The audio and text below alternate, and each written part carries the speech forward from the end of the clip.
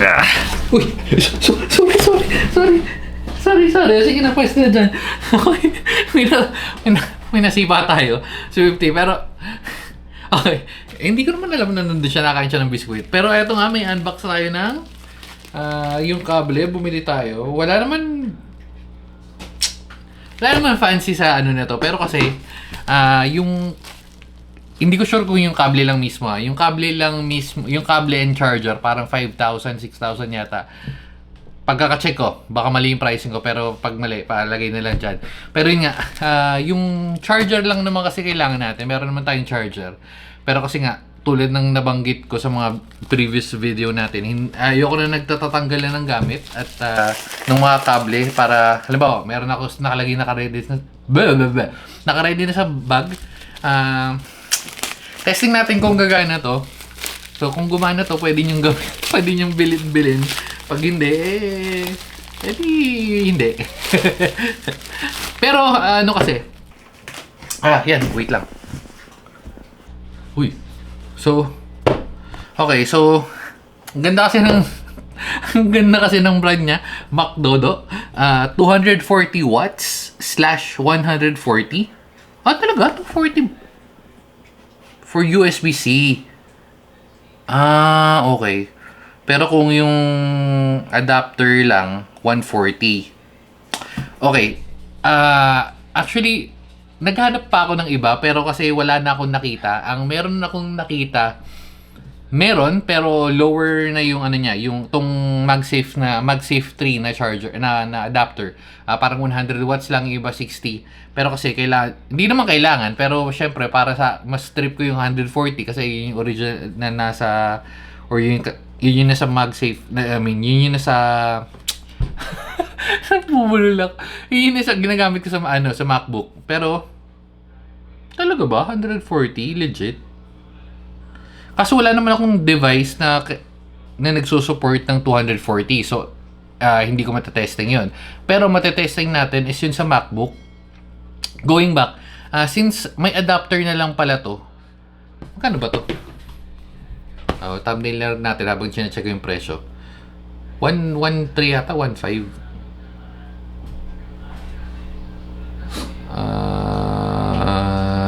Wala yun. Mura lang pala siya. Ano lang? Hindi, 1.6 pala siya. 1.590 pero nakuha natin ng 1.240. May onting discount. Ano to? Okay. So, pag binili mo lang is rektahan, yung USB-C to MagSafe 3, wait lang, ba't mura? Siguro naka-ready na to ng voucher. Makakasama ka ng loob ko, 1.3 ka na lang, may voucher pa. Pero yun nga, 1,083 yung ito lang. Tapos, yung 2-in-1, which is itong gantong gamit ko, 1.3. Testing na natin, but ano to? Oh, shit. Hindi. Ano na pala yun? 1.3 may voucher na. So, mas mura na. Mas mura na onti ko nakuha. Pero, okay. So much for that. Open na natin. Yung gamit kong MacBook supported ng 140 watts kaya yung matetesting ko. Meron 140 watts yung ano ko eh. Tama ba? 140 watts. Wait. GAN 3 charger. Confirm ko na lang din kasi yun yung gagamitin natin pang testing. Kasi yun yung lagi kong bitbit na charger. GAN 3. Nexode. Oops. 140 lang yata yun.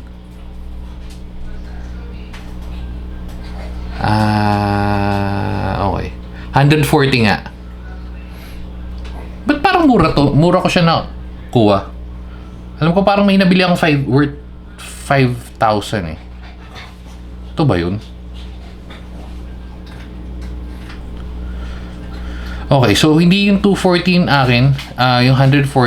Pero, okay. So, pero still wala nga akong pagtetesting ng 240. For now, hindi ko rin siya magte-testing at magagamit. So, stick tayo dun sa 140. Which is single charging. Kasi yung iba sinasabing 240. Pero, Yung 240 na yung combination yun ng 100 and 140, which is I believe yung ganun yung sa akin.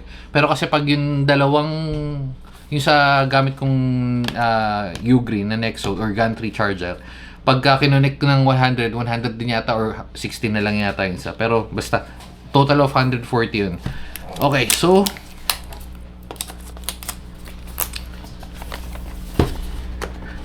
feeling ko okay na naman to. Kasi marami na rin bumili at wala naman nagre-reklamo. Saan galing to? Ang ganda ng ano niya, no? Ang ganda ng title or ng company name nila or brand name. So walang English. Warranty card. Yes. Yes, wait lang. Ano yun? May pakita ko sa kanila. Yes, may silip si Bona daw. Hi daw sa inyo. Hi sa inyo, guys. Sige na. Mamaya, lalab si Bona. Ha? Lalab si Bona. So, warranty card lang. Okay. I doubt na may mga warranty pa itong mga ganito. Pero so far, sa mga kable kung nabili naman, Baseus, Ugreen, yun yung naalala ko. Ano pa itong isa?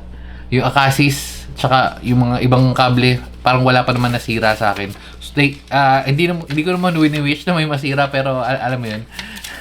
So, sinasabi ko lang na bira naman masira itong mga ganito. Oh, wow. So, meron pa siyang leather shades. Okay. Tsaka maganda sa kanya. Parang ganito rin yung original na ginagamit ko dun sa black. Tsaka kasi yung pala, kaya naganap din ako ng ganito kasi yung nakikita ko sa Shopee na available, ang available, wait ka lang. Ang available lang is color white. So, wala tong black. Yun sa akin black. Pero, alam mo yun, medyo OC lang tayo. Pero going back, okay, ito yung sinasabi ko. Yan, may adapter niyan na 240 watts daw. Okay, so 240 yung supported nito. Yan. And then, pag kailangan mo lang i-connect, going back doon sa sinasabi ko kanina, parang si Raulo, naghanap pa ako ng adapter. Sabi ko sana, adapter na lang yung bibilin ko kasi nga meron na akong USB na supported na rin may 240 watts. Hinahanap. Iniisip ko kung saan Baseus to pero anyway, so basta ilalagay ko na siguro sa link or kung ano man dyan yung mga pinagagamit natin. So siguro ang testing muna natin is tong gantong setup. I-connect ko sa original charger and then plug natin to at kung maganda ba yung kapit, kung hindi ba natatanggal-tanggal, tapos tsaka natin i-connect using yung isang charger. Okay? So lipat tayo sa phone para ma-testing natin. Okay, so tanggalin na muna natin to. Ay mga makukulit. Nasaan na? Ay naglabasan na. Okay, nagkakawa. So, ito yung nakakonect. Ay, may ilaw. May ilaw pala. Dapat meron din ilaw.